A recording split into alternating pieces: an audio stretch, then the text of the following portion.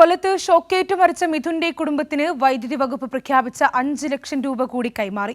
മന്ത്രി കെ കൃഷ്ണൻകുട്ടി മിഥുന്റെ വീട്ടിലെത്തി സന്ദർശിച്ചു. ആകെ കുടുംബത്തിന് 10 ലക്ഷം രൂപ നൽകിയതായി മന്ത്രി കെ കൃഷ്ണൻകുട്ടി പറഞ്ഞു. പ്രാഥമിക റിപ്പോർട്ടിന്റെ അടിസ്ഥാനത്തിലാണ് ഓവർസിയർക്കെതിരെ നടപടിയെടുത്തത്.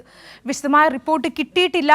കുറ്റക്കാരായ എല്ലാവർക്കുമെതിരെ നടപടിയുണ്ടാകുമെന്നും മന്ത്രി പറഞ്ഞു.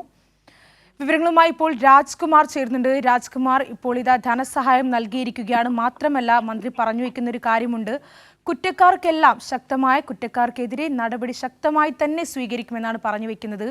എന്തൊക്കെയാണ് മറ്റു വിവരങ്ങൾ? കഴിഞ്ഞ ദിവസം, അതായത് ഇതിന്റെ ഒരു 7-8 ദിവസം മുമ്പ് KSEBയുടെ അധികൃതരെത്തി 5 ലക്ഷം രൂപ ആദ്യം ഇവര് കുടുംബത്തിന് കൈമാറിയിരുന്നു. അത് ബാക്കിയുള്ള ഒരു 5 ലക്ഷം രൂപ കൂടി ഇന്ന് വൈദ്യുതി മന്ത്രി നേരിട്ടെത്തി ആ കുടുംബത്തിന് നൽകി കുടുംബത്തെ ആശ്വസിപ്പിക്കുകയായിരുന്നു. അത് മാത്രമല്ല, ഇന്ന് രാവിലെ ഈ റിപ്പോർട്ടിന്റെ അടിസ്ഥാനത്തിൽ, കൊല്ലം ഡെപ്യൂട്ടി ചീഫ് എഞ്ചിനീയറുടെ റിപ്പോർട്ടിന്റെ അടിസ്ഥാനത്തിൽ ഈ ചീഫ് എഞ്ചിനീയർ, ഇലക്ട്രിസിറ്റി ബോർഡിലെ ചീഫ് എഞ്ചിനീയറാണ് ഈ ഓവർസിയറെ അന്വേഷണ വിധേയമായി സസ്പെൻഡ് ചെയ്തത്. തേവലക്കര സെക്ഷൻ ഓഫീസിലെ ബിനുവിനെയാണ് ഇപ്പോൾ അന്വേഷണ വിധേയമായി സസ്പെൻഡ് ചെയ്തിട്ടുള്ളത്.